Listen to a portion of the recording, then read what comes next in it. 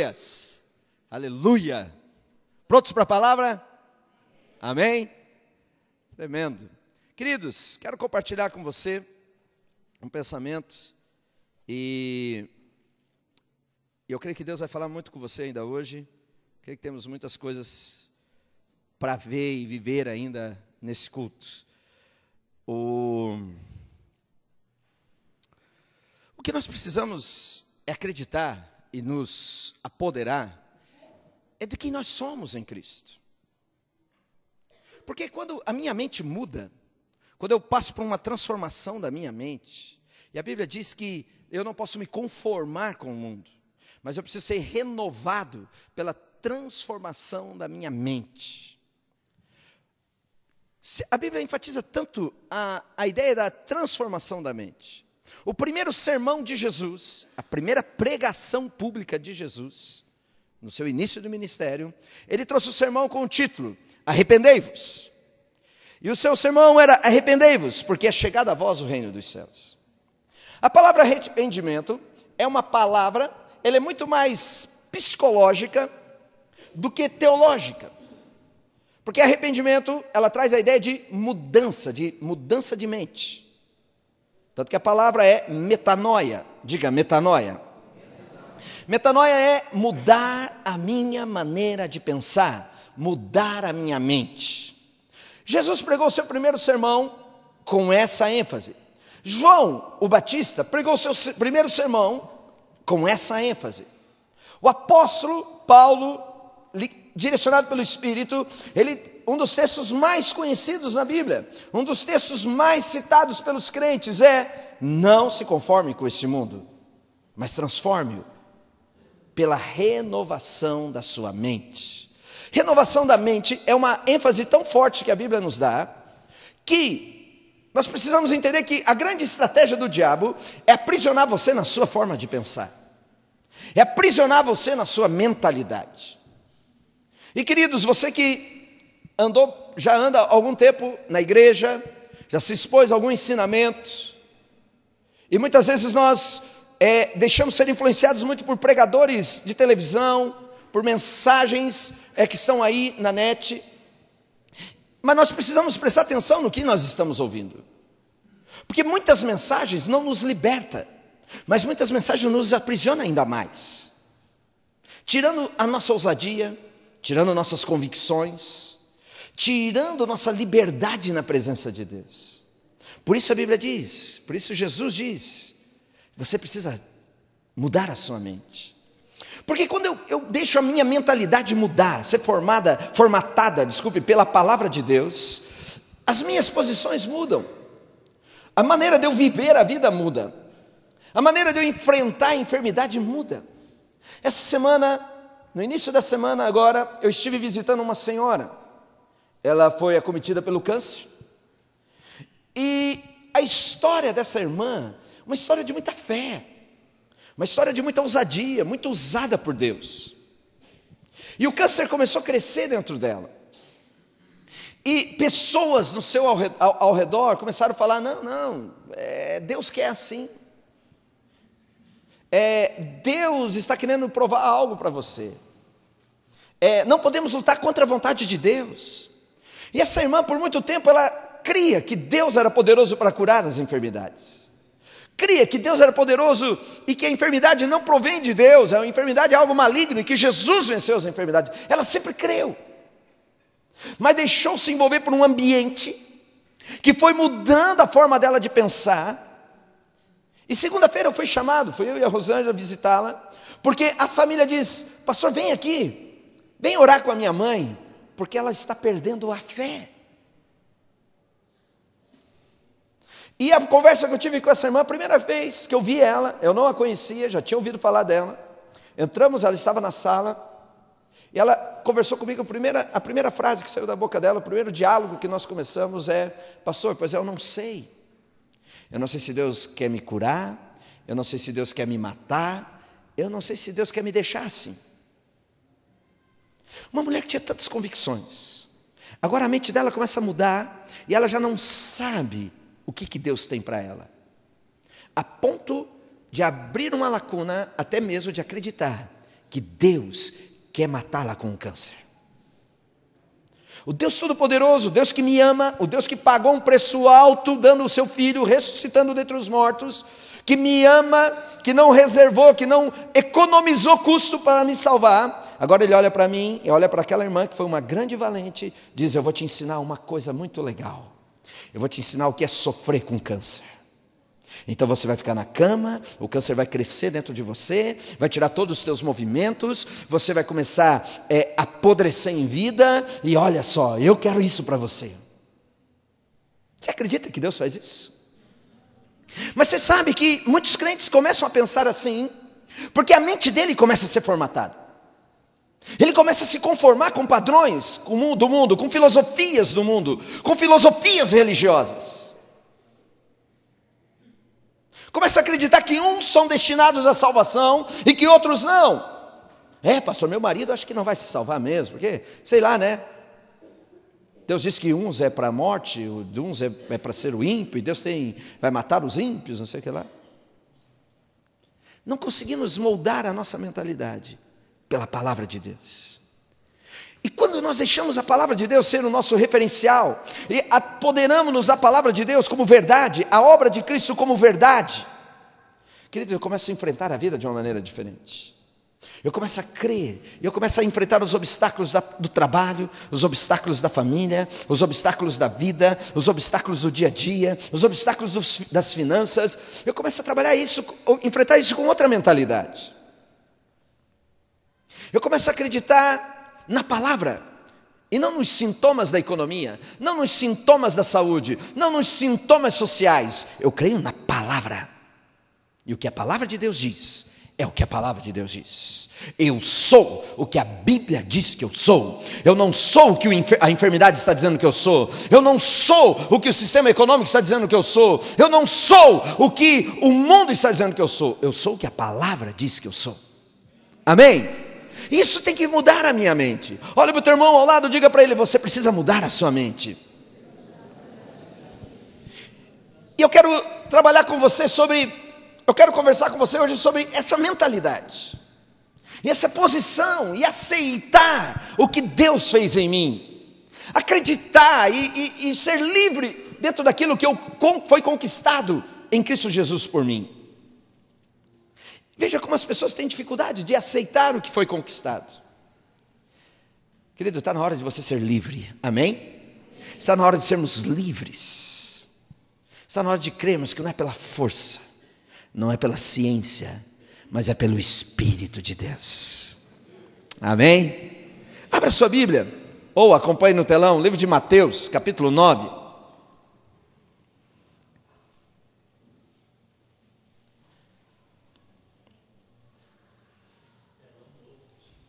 Telão novo. Aleluia. Agora dá para enxergar bem, né? Agora você tem a visão.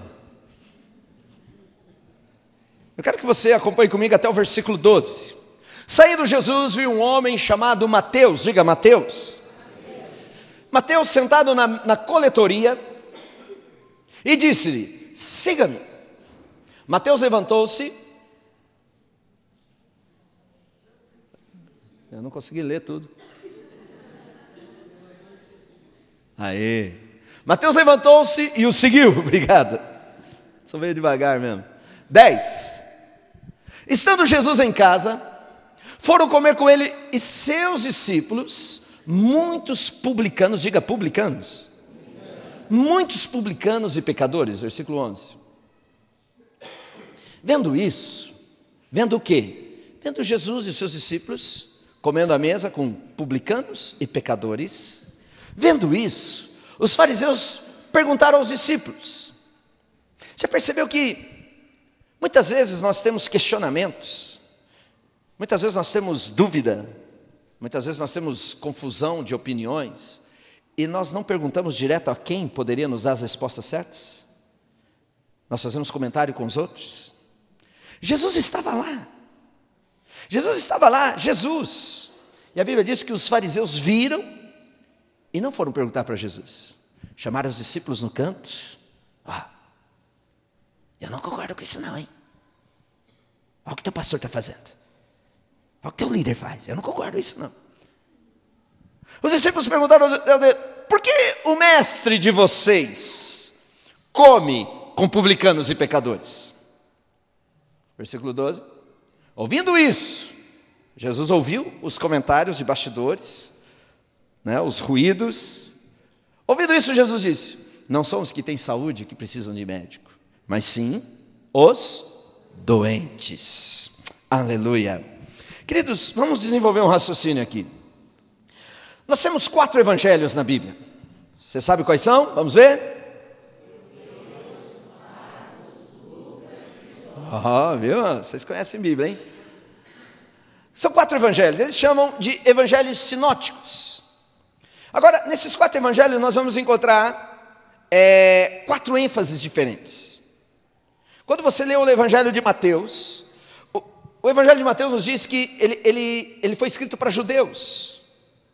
É um evangelho escrito para a nação judia. E ele tem como ênfase mostrar que Jesus é rei. Que Jesus veio reclamar o trono de Davi. Por isso ele é o filho de Davi. Ele é a raiz de Davi. No evangelho de Marcos, nós já encontramos o evangelista Marcos apresentando Jesus como um servo. Jesus veio para servir e não para ser servido. Em Lucas, nós já encontramos Jesus, o evangelho de Lucas, apresentando Jesus não como Messias, não como rei, não como servo, mas Jesus como filho do homem. Ele é homem, como nós. É o Deus em homem, no livro de Lucas.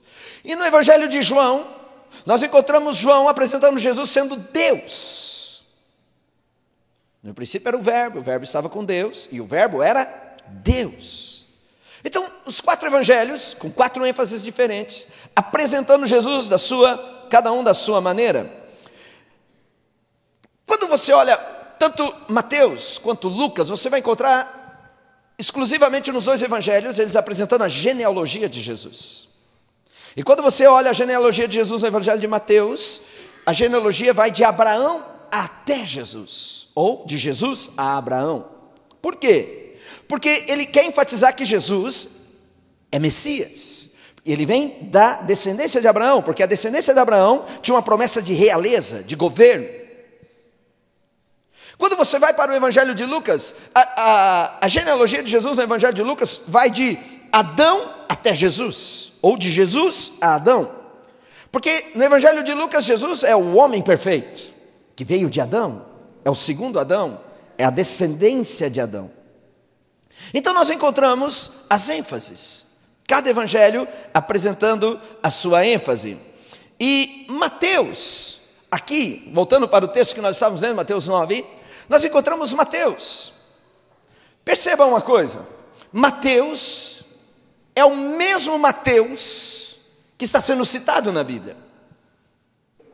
Então, Mateus, ele narra no evangelho, no seu evangelho, ele narra a sua própria conversão, o seu próprio encontro com Jesus. E o texto diz em Mateus 9, volta para mim, por gentileza. Mateus 9, ele diz o seguinte, o versículo 9, tá? 9:9. Saindo Jesus viu um homem chamado Mateus. Mateus é o mesmo Mateus. Mateus está escrevendo sobre Mateus. Mateus está escrevendo sobre ele mesmo. Ouvindo Jesus viu um homem chamado Mateus sentado na coletoria e disse-lhe, siga-me.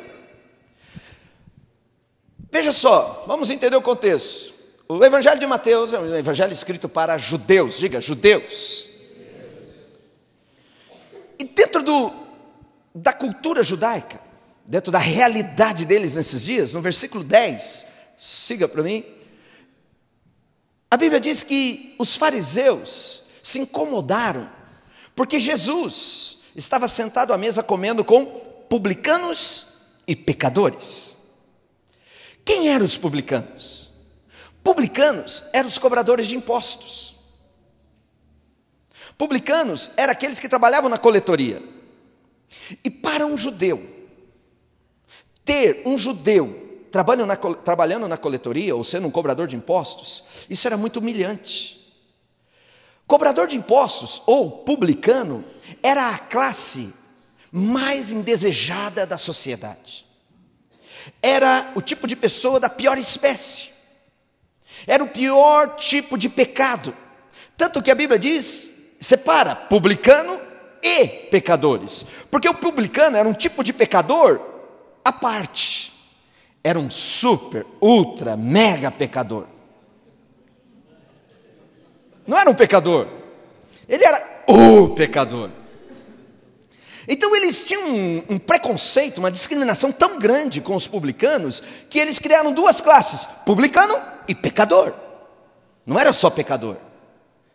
Então para um judeu, ver alguém que se dizia santo, dizia filho de Deus, sentado à mesa com um pecador, até que dá, até que é intragável, mas vamos lá. Mas sentado com um publicano, aí não dá, está louco. E a Bíblia diz que Mateus era um publicano.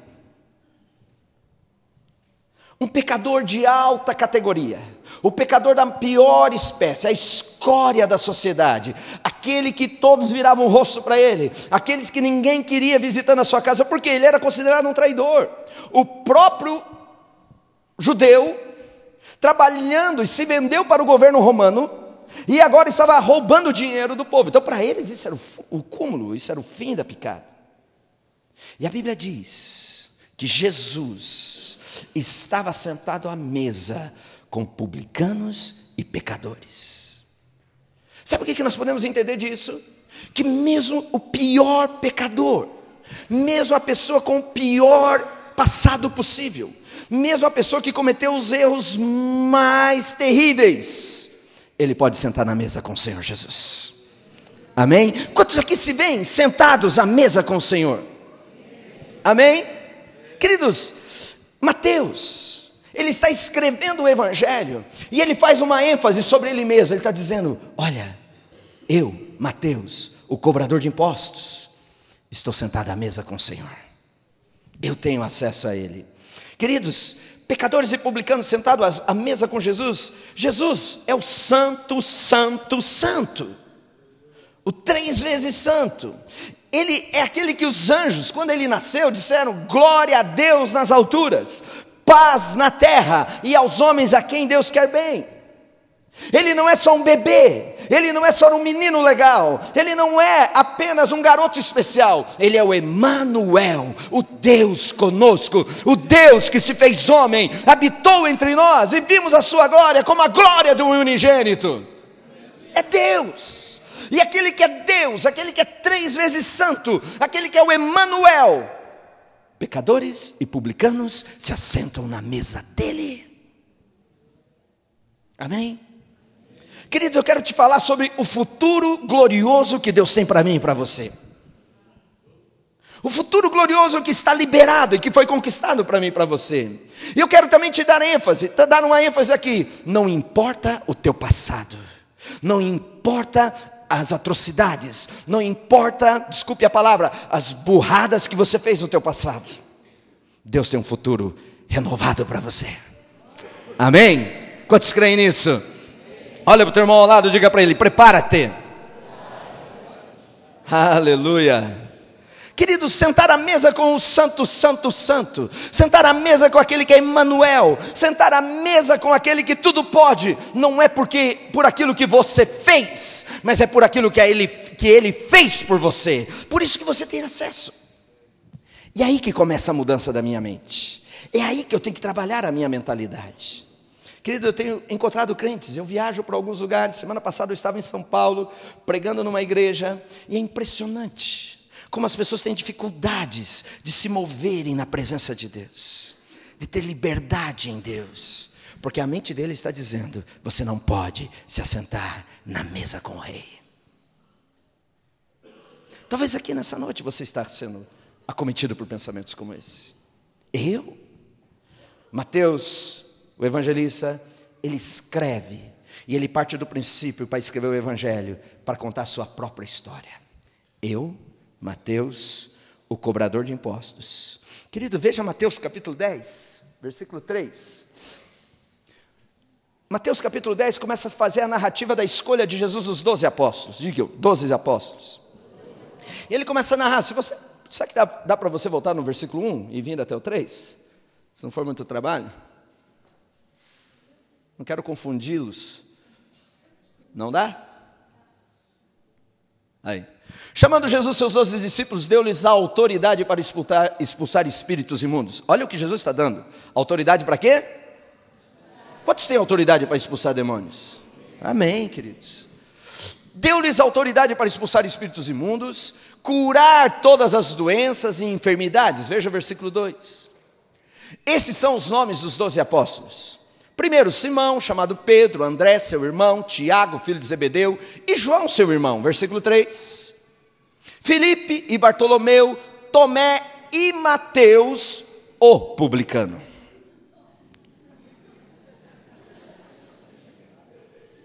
Percebe?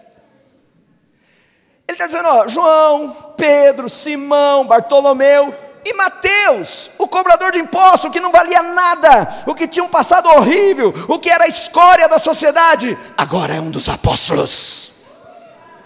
Não importa, Deus coloca você em lugares de glória. Amém, queridos? Aleluia, você pode aplaudir o Senhor? Aleluia. Eliseu, o publicano,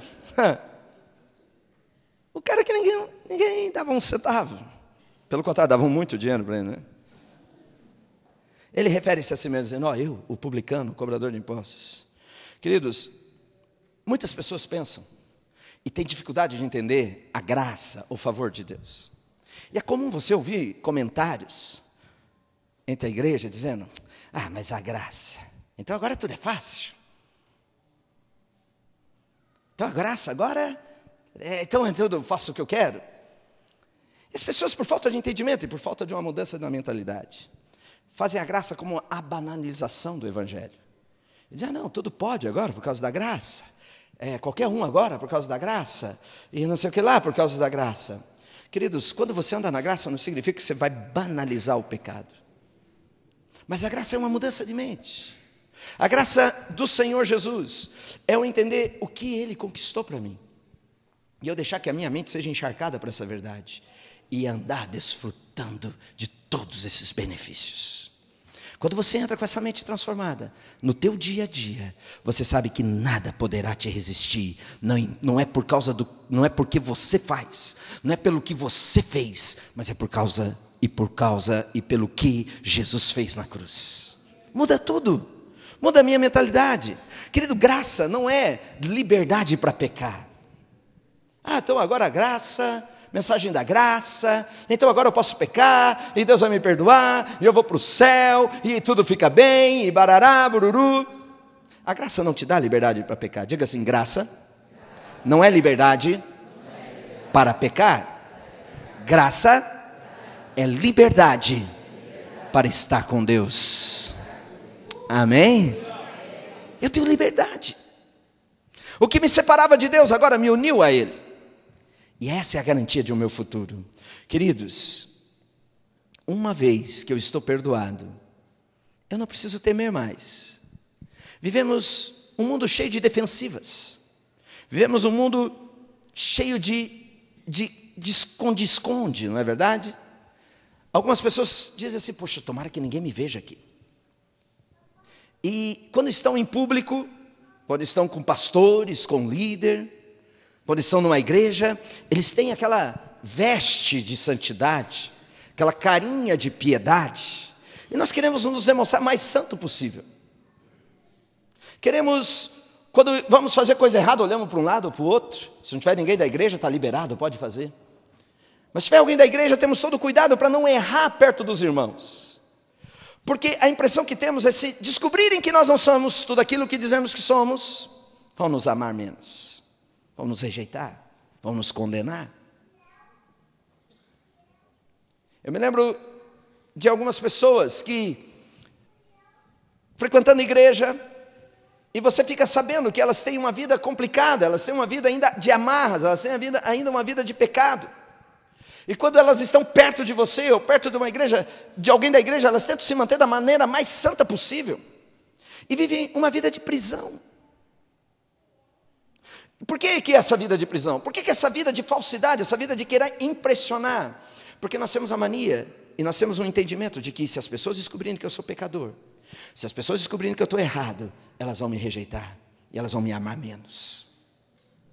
Deixa eu te falar uma coisa que eu já descobri. O teu ente querido, a tua família, você que tem a sua família, tem sua esposa, teu marido, seus filhos, já percebeu que eles conhecem todos os teus erros? Ou não? Ou é só lá em casa?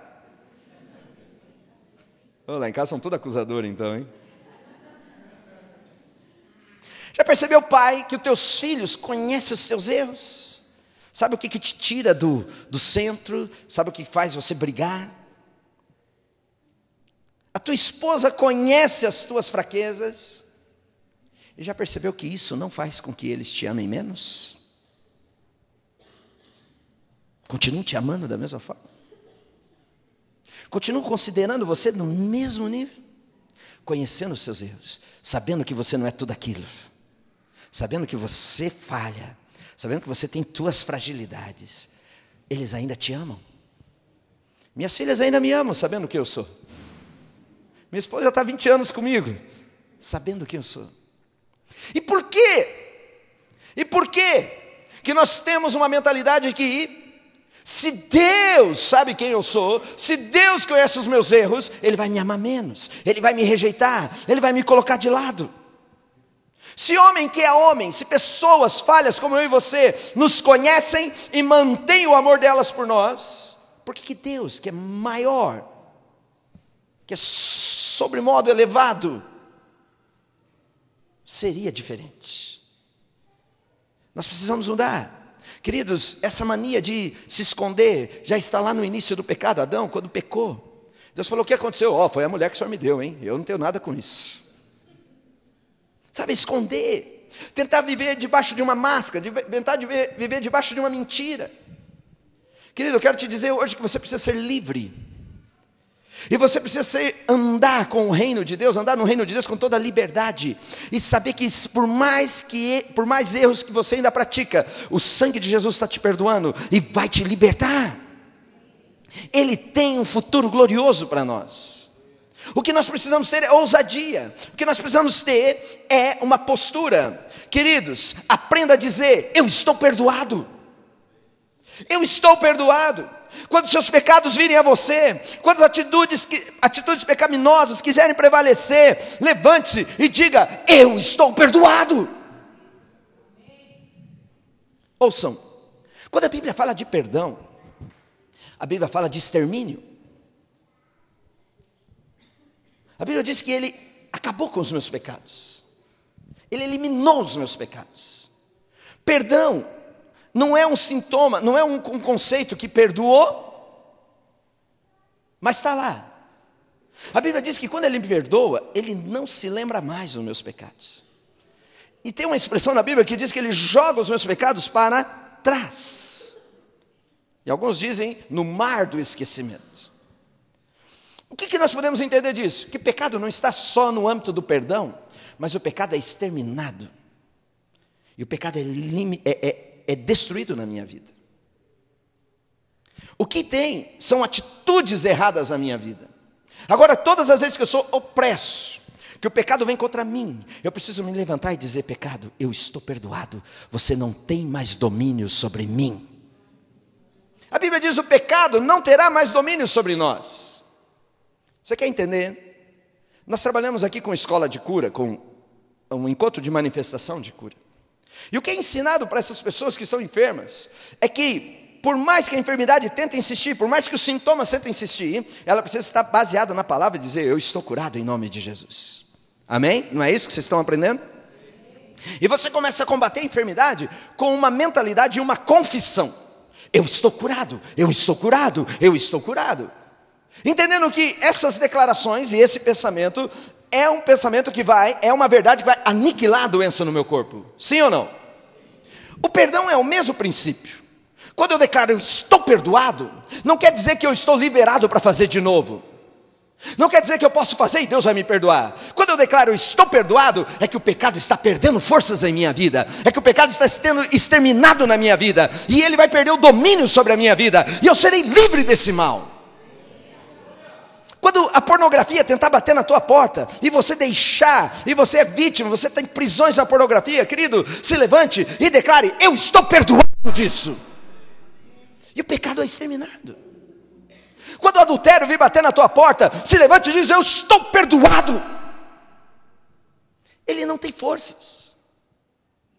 O pecado foi aniquilado. O problema é que nós entendemos o pecado num sentido muito errado. E nós achamos que pecado perdoado é me dar autorização para pecar de novo, e pecar de novo, e pecar de novo.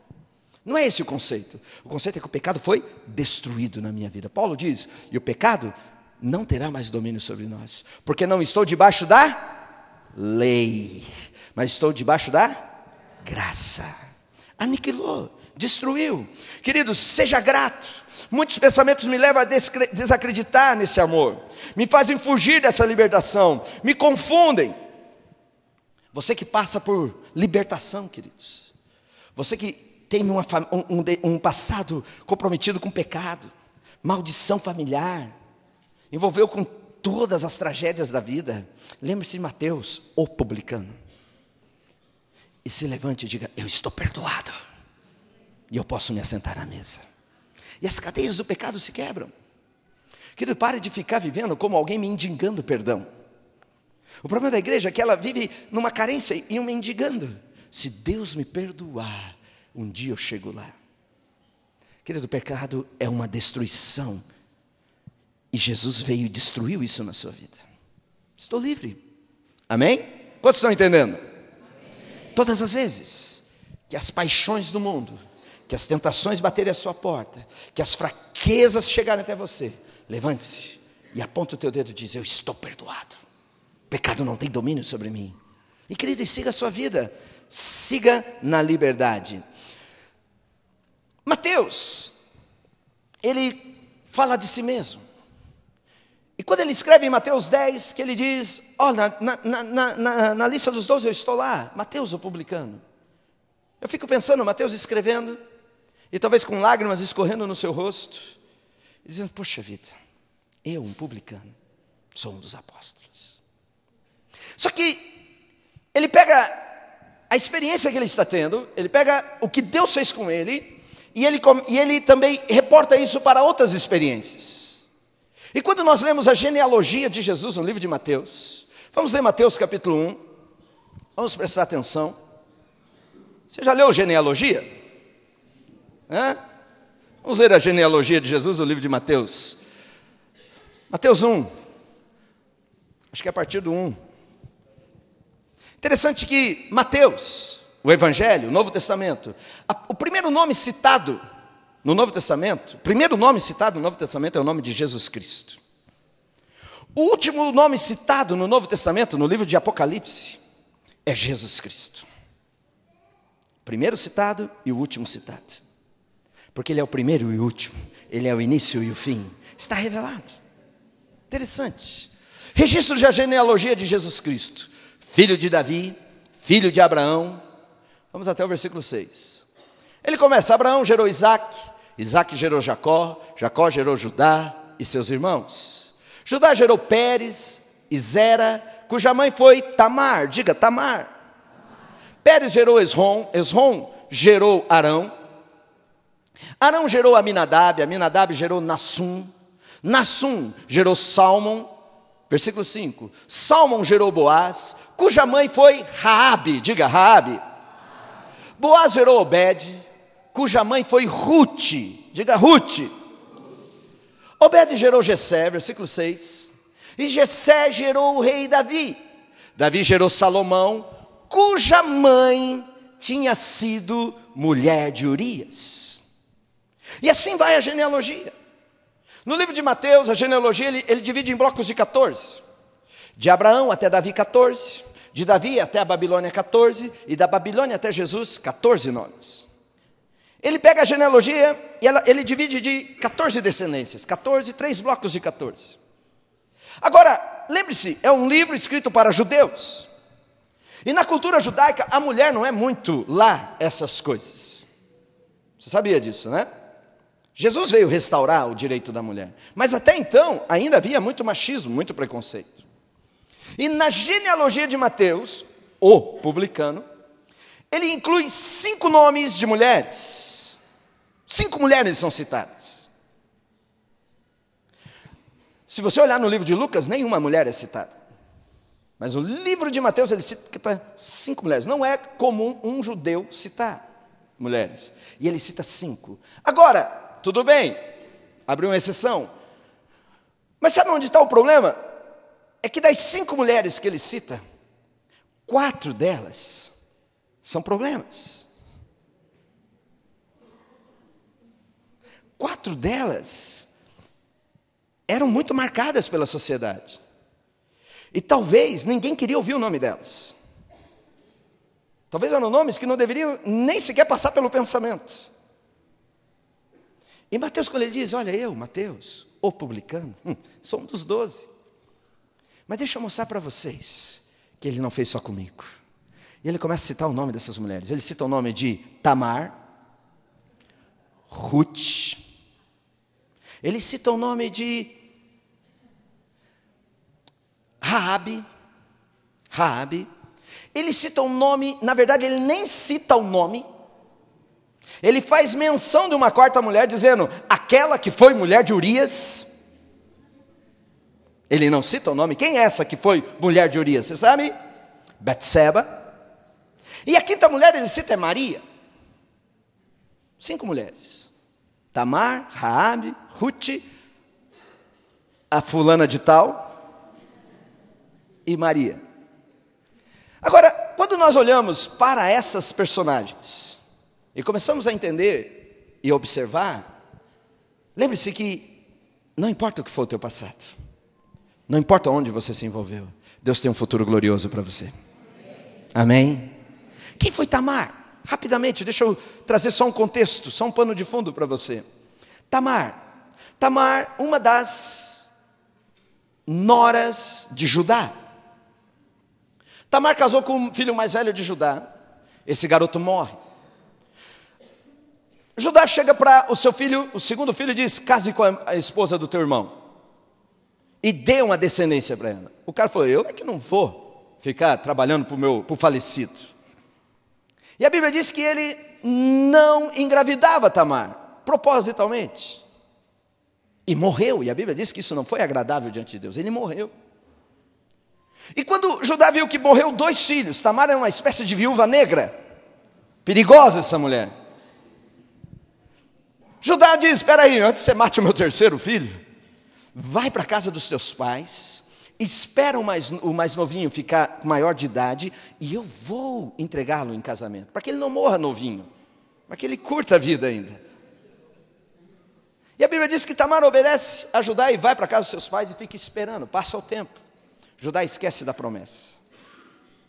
E um dia, ela soube que Judá ia subir por um caminho, ia passar perto da casa dela, e ela disse, esse rapaz, esse velho vai me enganar. Esse velhão aí está me deixando na minha viuvez. E a Bíblia diz que ela se veste de prostituta, arranca a roupa da viuvez, coloca uma roupa de prostituta, vai na beira do caminho, e Judá passa por ela, ela seduz Judá. E a Bíblia diz que Judá tem um caso com ela. E depois que ele tem um caso, ela era uma prostituta, ela cobra. E Judá, esqueci meu cartão de crédito. Dá para deixar fiado? E ela diz, o que você tem para me deixar empenhorado? E a Bíblia diz que Judá deixou alguns elementos. Deixou o cajado, deixou um totem, um tipo de medalhão. E deixou algumas coisas para ela, dizendo, eu volto amanhã e te pago, mas você me devolve. E no outro dia Judá mandou um mensageiro para ir pagar a dívida com a prostituta. E o mensageiro chegou no lugar e disse, cadê a prostituta que fica nesse caminho? E as pessoas dizem, não tem nenhuma prostituta aqui. E Judá pensou, uau, que furada. E agora?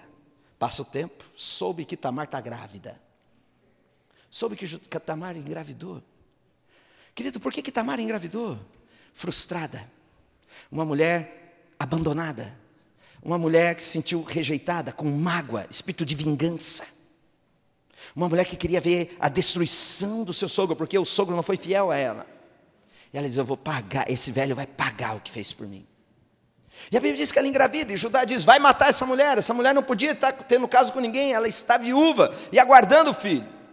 E a Bíblia diz que pegam ela e vão apedrejá-la, vão matá-la, porque é adúltera. E quando ela vai para o apedrejamento, ela levanta o tótem de Judá. Olha, você sabe de quem que eu estou grávida? Todo mundo conhecia Judá. Mostra o cajado de Judá e todo mundo, Judá.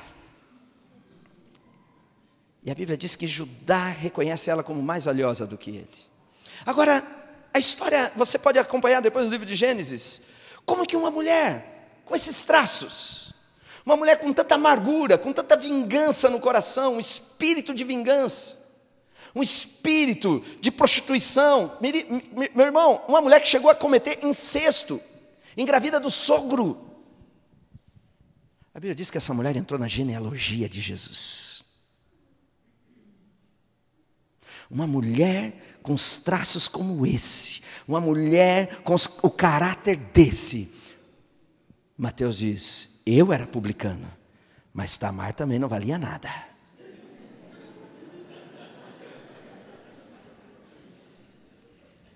Mas ela entra na genealogia de Jesus, ela trouxe Jesus. Não importa o teu passado, Deus tem um futuro glorioso para você. Vocês estão aí, igreja? Uma mulher que não valia nada. Talvez, querido, nós temos problemas. Nós queremos passar uma imagem para o mundo de que os crentes são as pessoas mais certinhas do mundo como você. E sabe por que o mundo tem medo de chegar até nós? E sabe por que o mundo, quando chega, ele se escandaliza e diz, mas você é crente, você faz essas coisas? Porque nós esquecemos de mostrar para o mundo de onde nós viemos. Nós esquecemos de apresentar ao mundo que nós também éramos terríveis, que nós tivemos um passado horrível, mas que por causa do sangue, Ele me deu um futuro glorioso. Está na hora de nós pregarmos o nosso passado. Nós não podemos ter vergonha do nosso passado, porque o passado mostra o quanto Ele nos ama. A Bíblia diz que Ele nos amou quando éramos ainda pecadores. Amém? Aleluia. Queridos, quando você olha para a segunda personagem, Raabe, quantos sabem quem é Raabe? Raabe era a prostituta. A Bíblia diz Raabe, a prostituta. E quando você estuda a história de Raabe, você vai encontrá-la lá no livro de Josué. Josué nos conta que Raabe era uma das prostitutas de Jericó, que acolhe os espias que foram sondar a terra. E a Bíblia diz que quando os espias, os filhos de Israel, chegam até ela olha para aqueles homens e diz, eu sei quem é vocês. Eu sei quem vocês são e eu conheço o Deus de vocês. E o Deus de vocês é aquele que atormentou os deuses do Egito. O Deus de vocês é aqueles que vieram trazendo vitória para vocês no deserto. Eu creio nesse Deus. A prostituta está dizendo, eu creio no Deus que vocês têm. Ela esconde os discípulos, os espias, desculpe, sabe por quê? Porque ela sabia quem era o Deus deles. E a Bíblia diz que o ato de Raabe esconder os espias, a prostituta, os espias disseram para ela, eu tenho uma promessa contigo, nós vamos vir, vamos destruir Jericó, mas você, por gentileza, amarre um fio escarlate na porta da tua casa, que quando vir a destruição, você e a tua casa serão poupados. A Bíblia diz no livro de Josué, por gentileza, versículo 2, capítulo 2, versículo 21. Seja como vocês disseram, respondeu Raabe, eu vou fazer isso. Assim ela os despediu e eles partiram. Depois que eles partiram, imediatamente após eles partirem, ela amarrou o cordão vermelho na janela. O que é esse cordão vermelho, queridos? Quando o anjo da morte passou no Egito para destruir os primogênitos do Egito, Deus disse, pinte os umbrais das portas com sangue tinto de vermelho. Raabe, ela creu no livramento, no Deus de Israel. Ela creu no poder de Deus que livrou-os das mãos do Egito. Ela diz, o mesmo Deus que livrou Israel vai livrar eu e a minha casa. E a atitude dela amarrar a corda vermelha na janela, ela está dizendo: eu creio no poder da libertação, eu creio no poder do sangue, eu sei que Ele pode me tirar dessa vida, eu sei que Ele pode me transformar. Tremendo, queridos. E a Bíblia diz que veio a destruição em Jericó, e Josué disse: salve Raabe e toda a sua casa, porque ela está marcada com o vermelho do sangue. Se você tem o sangue, se você tem a marca do sangue, se você está debaixo do sangue, não importa por onde você andou, você será salvo. Amém? Agora veja só, no versículo, voltando para Mateus capítulo 1, versículo 4, nos diz mais sobre Raabe. E nos conta que Arão gerou Aminadab, Aminadab gerou Nassum, Nassum gerou Salmão, versículo 5. Salmão gerou Boaz, cuja mãe foi Raabe. Quando você vai ver Raabe, a prostituta, que foi perdoada, amém? Quantos são perdoados? Raabe, a prostituta que foi perdoada, ela casou com um homem chamado Salmão. Salmão era filho de Nassum, diga Nassum. Querido, esses nomes aí não se preocupe não, depois você não precisa decorar. Mas quem foi Nassum?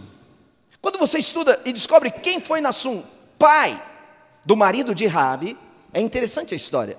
Conta a tradição que no dia em que Moisés levantou o cajado, o vento sopra diante do Mar Vermelho, Moisés levanta o cajado, as águas começam a agitar. Nassum era o capitão do exército de Judá. E quando você olha na lei, a lei dizia que Judá e toda a sua tribo eram os primeiros a ir à frente. Judá eram os que iam para a frente, eram os que iam na frente. No dia que ele sai do Egito, Judá, representado por Nassum, o capitão do exército, ele é o primeiro a pisar nas águas do Mar Vermelho. E quando ele pisa, as águas se abrem. Esse homem era o capitão. Esse homem tinha uma marca, era um grande valente. E a Bíblia diz que esse capitão do exército de Judá, o general das guerras de Israel, tinha um filho. E a prostituta perdoada, chamada Raabe, casa-se com o filho do capitão. A Bíblia diz que o amor de Deus fez com que Davi fizesse uma aliança com o filho do rei, Jonatas. E a Bíblia mostra que a aliança que há no sangue fez com que uma ex-prostituta, que foi perdoada pelo sangue, casasse com o filho do capitão. Quem é o nosso capitão? É o Deus eterno. Quem é o filho dele? Senhor Jesus Cristo. Uma prostituta, quando é passada pelo perdão, ela é alcançada pela misericórdia. Não importa o teu passado. É isso que Mateus está querendo dizer. Querido, tem uma mentalidade mentindo para nós.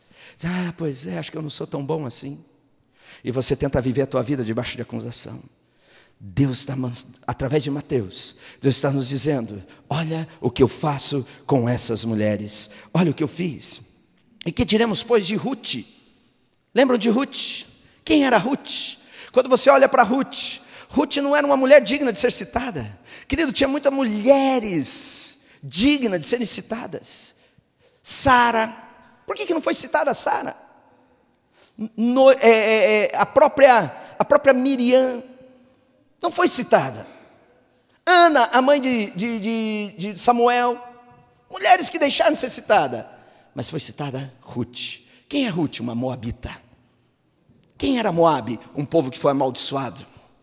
Moabe vem da relação de Ló com suas filhas, relação de incesto.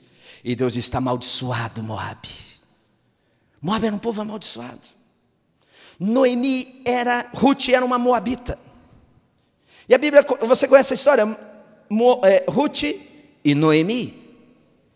Ruth é viúva. E Noemi volta para sua terra e Ruth vai com ela. E quando chega em Belém, sabe o que acontece em Belém? Em Belém tinha um solteirão, um partidão. Boaz, querido, era um solteirão rico. As irmãs que estão solteiras têm que orar. O solteirão rico de Belém olha para Ruth, a moabita, diz: uau, é ela. A Bíblia diz que Mateus cita Ruth, uma mulher moabita, debaixo de maldição, debaixo de jugo, uma mulher que Deus alcança por uma grande redenção. Uma mulher debaixo de maldição, um passado debaixo de amarras, um passado que não tinha probabilidade nenhuma. A Bíblia diz, eles não vão entrar na minha congregação. Os moabitas estavam proibidos de entrar na congregação. Mas a Bíblia diz que ela se casa com o solteirão mais rico de Belém, Boaz. Ele resgata Ruth, e agora Ruth está na genealogia de Jesus. Mateus está dizendo, está vendo eu, o publicano? Mas olha Ruth, olha Raabe, olha Tamar. E que diremos, pois, daquela que foi a mulher de Urias? Nem sequer cita o nome dela, da fulana. Querido, quando a Bíblia fala de Ruth, a Bíblia está falando, a única mulher chamada de virtuosa na Bíblia é Ruth. A única. Nenhuma outra mulher é considerada virtuosa. Ruth é a única mulher chamada virtuosa, uma moabita. Em Provérbios 31 fala-se da mulher virtuosa. Mas a mulher virtuosa em Provérbios 31 é o sonho da sogra querer a nora perfeita. Não foi Salomão que escreveu sobre a mulher virtuosa, foi a mãe de Salomão, provavelmente aquela que foi a mulher de Urias. E a Bíblia diz que a única virtuosa que a Bíblia cita, não, nenhuma outra citada, Ruth, a moabita. Talvez você teve um passado horrível, mas quando você se encontra com o perdão, minha irmã, você passa a ser virtuosa. Amém? Olha o que Deus faz. Vocês estão entendendo? Vocês estão aí? Querido, Davi tinha muitas mulheres. Davi teve muitos filhos. Mas na genealogia foi concluído, foi colocada aquela que foi adúltera. Por que não foi citado outra? Deus diz, deixa eu mostrar o que eu faço. Davi teve muitos filhos, mas foi mostrar logo o filho, foi ungir logo o filho da esposa do adultério. Está escandalizando você essa mensagem? Mateus está dizendo, olha, eu sou publicano, mas olha o que Deus fez. Olha o que Deus faz com você. Querido, Deus escolheu o que era improvável para fazer o provável. Querido, como que Deus vê o pecado? É importante nós vermos isso. Deus se relaciona conosco com muita clareza. Deus vê o pecado da forma que nós não vemos. A Bíblia diz que Deus tudo vê. E quando Ele olha para mim, Ele vê o pecado. E sabe como Ele faz? Ele se relaciona conosco com toda a clareza. Ele não faz questão de esconder nada. Ele trabalha com o pecado nu e cru. O nosso problema é que achamos que estamos fazendo grandes coisas quando estamos confessando nossos pecados conhecidos. E ficamos pedindo perdão, Deus me perdoe porque eu olhei, me perdoe porque eu falei, me perdoe porque eu fiz. E nós fazemos as nossas relações, listinhas de pecado, ficamos perdoando. Agora ouça o que eu vou te dizer aqui. O perdão não depende do que eu faço, mas sim do que Jesus fez. Se eu preciso confessar todos os meus pecados para ser perdoado, eu corro o risco de me esquecer de alguns. Corro o risco de me esquecer de alguns. E assim ser condenado por aquele bendito pecado que eu esqueci de confessar. Olha só, preste atenção nisso. Esse ensinamento, que eu preciso confessar todos os meus pecados, significa que antes de você confessar os pecados, você tem que ser um cara de uma memória brilhante. Não é verdade? Esse ensinamento me torna o perdão dos meus pecados uma responsabilidade do homem, em lugar de algo que depende daquilo que o sangue de Jesus já conquistou. Não vivemos de confissão em confissão, mas nós vivemos de fé em fé naquilo que Jesus fez. Vocês entendem isso? Querido, Deus olha o pecado com muita clareza. E quando Ele olha tudo que há em mim de pecado. E essa libertação não depende de eu sair contabilizando os meus pecados e citando perdão por isso, perdão por aquilo, perdão por aquilo, perdão. Criou-se o hábito de fazer confissão diária, né? Toda noite antes de dormir, peço perdão por seus pecados, porque se deixar para outro dia você vai esquecer. E é comum, eu me lembro quando eu era criança, minha mãe me colocava antes de dormir para orar, filho, peço perdão por seus pecados. E aí lembrar, queridos, o dia foi agitado. E tinha que lembrar de todos eles. E tinha aqueles que eu não podia contar perto da mãe. E a mãe estava lá para dizer amém. E aí? Não confessei aquele. E nós levamos esse jugo, colocando o perdão dos pecados, dependendo da nossa posição. E o perdão dos seus pecados não depende de você, depende do que Jesus fez. Por isso, Jesus disse: prostitutas e meretrizes precedem vocês no reino. Lembra que Jesus falou sobre os fariseus? Porque não depende de você, não depende de mim. Mateus está dizendo: olha, eu era um publicano. Querido, se Deus me perdoar somente pelos pecados que eu me recordo, isso é muito limitado. Deus toma todos os meus pecados, todos eles. O que você se lembra, o que você não se lembra, os que você praticou lá na infância, os que você vai praticar no futuro. Ele pega todos os meus pecados, passado, presente e futuro, e Ele jogou tudo em Jesus. E puniu Jesus. Puniu, castigou Jesus.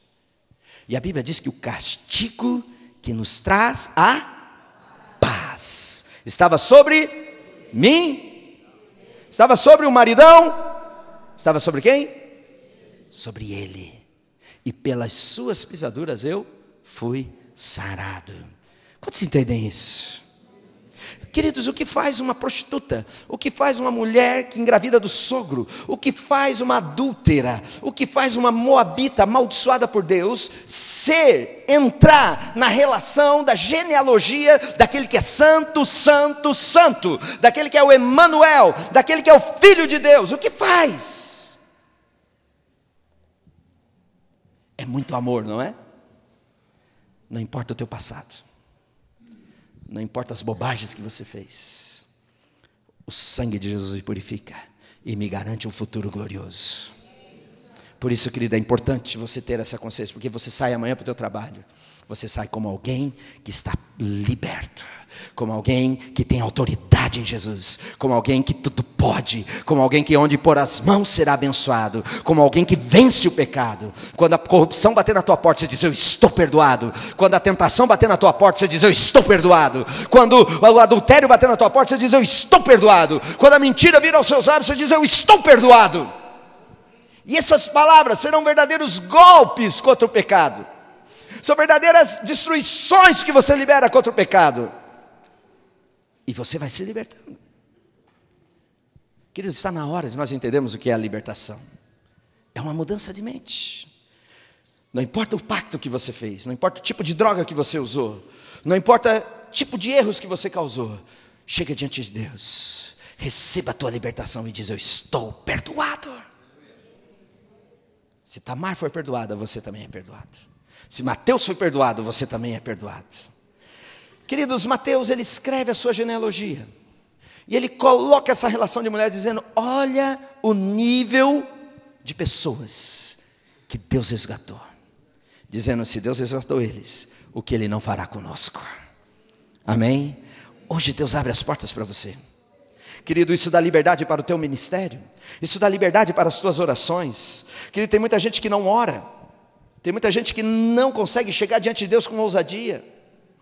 Ouçam, e eu vou encerrar. Jesus é como um buraco negro. Sabe o buraco negro, o conceito de buraco negro? Aquele que suga tudo para dentro dele e dá um fim. Jesus fez, é como um buraco negro no pecado. Ele jogou tudo para dentro e deu um fim. E eu preciso entender isso. Eu preciso aceitar isso. Eu preciso receber essa verdade. Não quer dizer que ele está banalizando o pecado. Não quer dizer que agora virou moleza.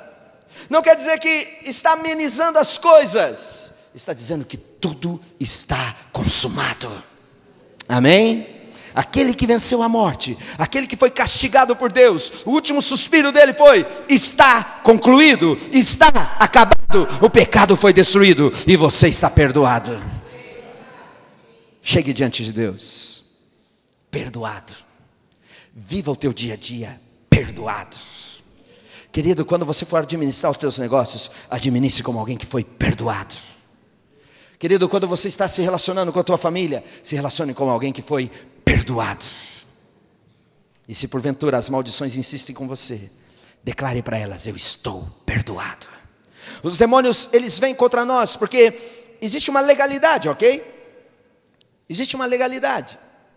Por que demônios atormentam? Por que demônios oprimem? Porque eles têm uma legalidade. Sabe qual é a força dos demônios? O pecado. Está na hora de você apontar o dedo para os demônios e dizer: demônios, eu estou perdoado. E todo o meu futuro muda. Todo o meu futuro muda. Vamos colocar em pé, queridos. Quantos entendem essa palavra? Diga: eu entendi.